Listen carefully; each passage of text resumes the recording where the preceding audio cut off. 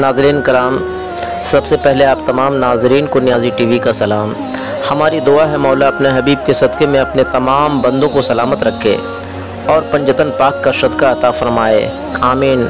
हाँ तो नाज़रीन, अब आइए हम पेश करते हैं तसव्वुफ़ की रोशनी में ताज़िया की हकीकत। इससे पहले एपिसोड में जो ताज़िया की हकीकत आप हज़रात समात किए, उसी मौजू पर और आगे ताज़िया की हकीकत समात फ़रमाएँ। और आइए हम सब मिलकर एक बार अक़ीदत व मोहब्बत में डूब कर बा आवाज़ बुलंद पढ़ें, अस्सलातु वस्सलामु अलैका या रसूलुल्लाह सल्लल्लाहु अलैका या मोहम्मद व आलिहि वसल्लम। समात फरमाएँ ताज़िया की हकीकत। थर्रा के गिर पड़ी है ज़मीं पर यजीदियत, चूका नहीं जरा भी निशाना हुसैन का। ताज़ियादारों को नोटिस। चूँकि ताज़ियादारी एक इबादत है, लिहाजा ताज़ियादारों को अपने अखलाक व आदाब डिसिप्लिन को दुरुस्त रखना चाहिए, क्योंकि ताज़ियादारी ज़माना के लिए रहमत है।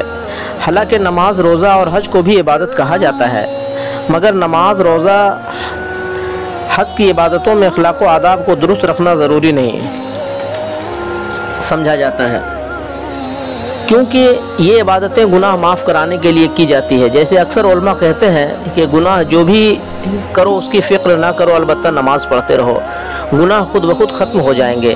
बस जबकि नमाज से गुनाह ख़त्म हो जाते हैं और हज कर लेने से गोया माँ के पेट से मासूम पैदा हुआ, फिर ज़रूरत नहीं कि आदमी अच्छा बनने की कोशिश करे, बल्कि नमाज पढ़ा करे और हज करने की कोशिश करे। इसलिए नमाजी और हाजी बुज़ुर्गों के लिए अखलाक व आदाब ठीक रखना ज़रूरी नहीं, मगर ताज़ियादारी में यह कतई छूट नहीं। ताज़ियादार को अच्छा और पाकीज़ा बनना अव्वल शर्त है, क्योंकि ताज़ियादारी एक पाकीज़ा इबादत है जो ज़माना के लिए रहमत है। बस जो लोग अपने अखलाक व आदाब को ठीक ना रख सकें, ताड़ी, शराब, झगड़ा, फसाद और ख्वाहिशात में ही गर्क रहें, वह हरगिज़ ताज़ियादारी ना करें तो बेहतर है।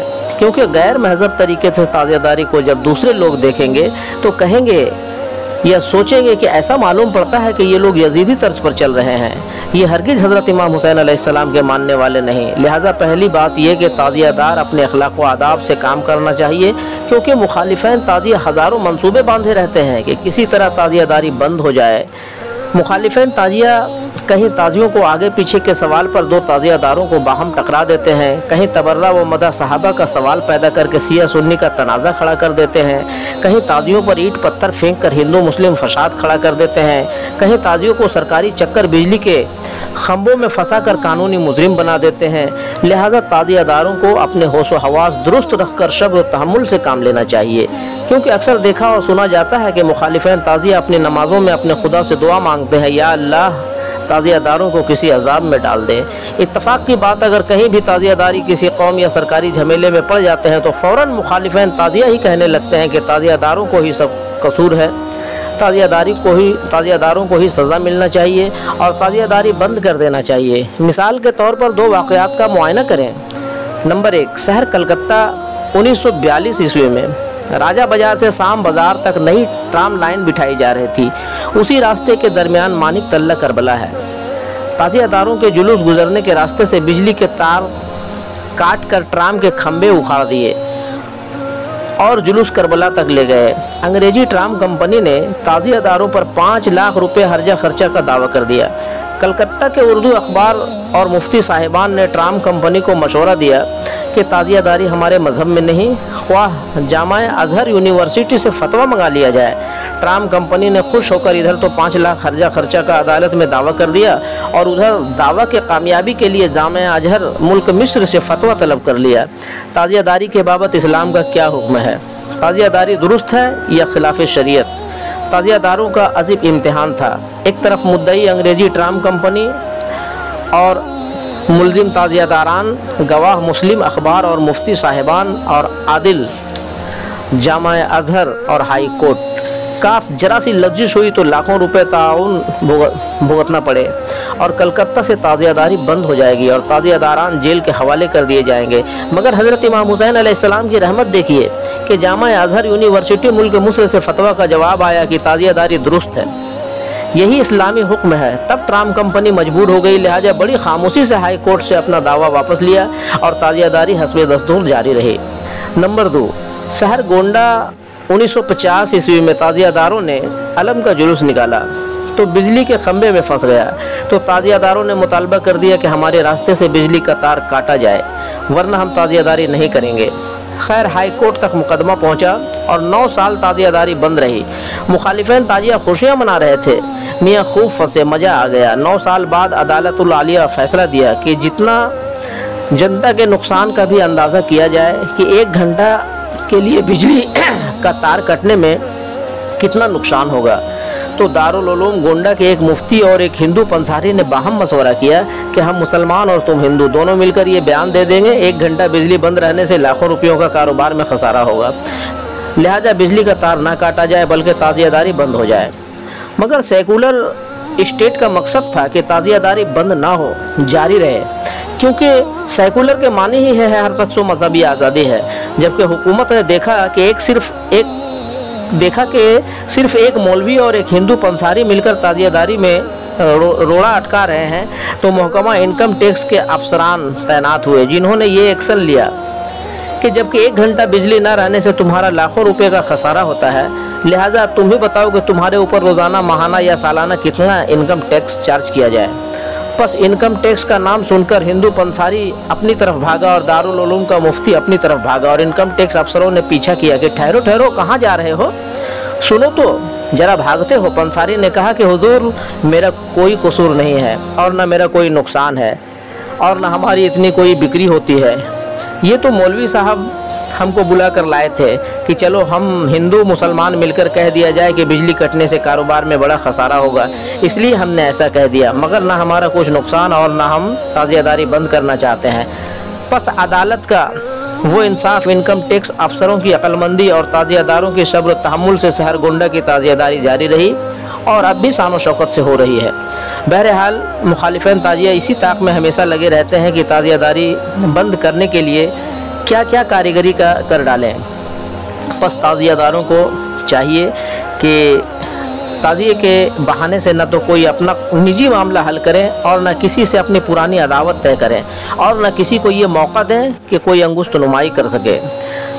ताज़ियों के गश्त गुज़र के वक्त दूसरों के किसी जायदाद मनकूला या गैर मनकूला को कोई नुकसान न पहुँचाएँ और न कोई ऐसा ठनगन डालें जिससे मुकामी लोगों को दिल आज़ारी हो या सरकारी हुक्काम को परेशानी हो। अय्याम मुहर्रम में नशीली चीज़ों का कतई इस्तेमाल न करें और न किसी गैरदार को मजबूर और न किसी गैर ताज़ियादार को मजबूर करें कि वो भी ताज़ियादारी करे। काश गैर ताज़ियादार जुलूस में शिरकत करे तो उसे मना भी ना करें। बस मुखालिफिन ताज़िया से इतना होशियार रहने की ज़रूरत है जैसे हैज़ा, ताउन, शेर, आज़दाहा और गुनाह से बचना पड़ता है, क्योंकि वो अपनी किताबों में लिख चुका है कि ताज़ियादारी को मिटाना ज़रूरी है। बल्कि यहाँ तक लिख डाले हैं कि ताज़िया, मिलाद और मज़ार मानने वाले बिदती और बिदती को देख कर गुस्सा से दिल और दिमाग में झंझनाहट पैदा होना चाहिए, तब समझो ईमान कामिल है, नौज़ बिल्लाह। मगर मुखालिफिन ताज़िया को देखकर ताज़ियादारों के दिलो दिमाग में कतई कोई झंझनाहट न होना चाहिए, बल्कि मुखालिफिन ताज़िया झंझनाते रहें और ताज़ियादार रहम व करम का नमूना पेश करें। उन्हें झंझनाहट मुबारक हो और तुम्हें ज़िक्र रहमत मुबारक हो। मुसलमानों में 3 किस्म के अकायद के मुसलमान हैं। अव्वल ताज़ियादार, दोम गैर ताज़ियादार, सोम ताज़िया के मुखालिफ। गैर ताज़ियादारों से मुझे कोई शिकायत नहीं, क्योंकि वो लोग ताज़ियादारी नहीं करते हैं मगर ताज़ियों को बुरा भला भी नहीं कहते।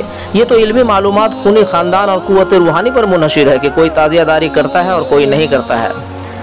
अगर किसी गैर ताज़ियादार में इल्मी काबिलियत, खून ख़ानदान असरात है और उसकी रूहानियत काम कर रही है, काश उसे ताज़िया की हकीकत समझा दिया जाए तो वही गैर ताज़ियादार भी ताज़ियादारी करने लगे। और जिनमें इल्मी मालूमात की कमी और रूहानी क़ुव्वत पैदा नहीं हुई, ख्वाह वो आलिम हो या कोई पीरो मुर्शिद हो, वो लोग ताज़ियादारी के मुखालफत करते हैं। जैसे मौलाना ऐनुल क़ज़ा लखनवी बहुत बड़े आलिम और पीरो मुर्शिद भी थे और ताउम्र ताज़ियादारी के मुखालफत करते रहे। एक ऐसा भी वक्त आ गया कि ज़ईफ़ी में अपने कोठे पर बैठे हुए थे। नीचे सड़क पर मुहर्रम के बाद छोटे छोटे बच्चे मिट्टी का ताज़िया बतौर खिलौना बनाकर हुसैन हुसैन हुसैन हुसैन कहते हुए रास्ते से गुजर रहे थे। मौलाना ने बच्चों का वो खिलौना ताज़िया देखा तो कोठे से नीचे कूद पड़े और बहालत गशी मौलाना भी हुसैन हुसैन हुसैन हुसैन कह रहे थे। मौलाना की ये कैफियत देखकर एक हुजूम लग गया। पूछा गया कि मौलाना साहब ये क्या हुआ? मौलाना ने फरमाया, कुछ न हुआ, पूछो क्या हुआ, जो हुआ सो हुआ। जो बच्चे वहाँ से खिलौना ताज़िया लेकर अपने अपने घर चले गए तो मौलाना को देखा गया कि कोई वज़ू टूट फूट तो नहीं गया। मौलाना ने फरमाया, मैं बिल्कुल सलामत हूँ, मेरा अक़ीदा टूट गया। मैंने बच्चों के ताज़ियों के साथ देखा कि इमाम हसन वो इमाम हुसैन भी साथ साथ चल रहे हैं। गोया वो हज़रत इमाम हुसैन अलैहिस्सलाम का मुअज़्ज़ज़ा था जो बच्चों के साथ साथ मौलाना ने देखा। और ये मौलाना ऐनुल क़ज़ा का तौबा नामा था कि कोठे से कूद पड़े तो एक मजमा ने देखा। दूसरा मुअज़्ज़ज़ा मौलाना अबुल अला मौदूदी एक बहुत बड़े अहले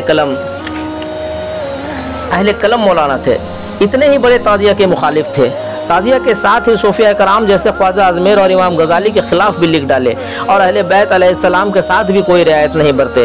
गोया मुआविया व यजीद के मुतलिक तरफदार थे। हज़रत अली और बनु फातिमा पर नुक्ता चीनी और इनहराफ वो थे।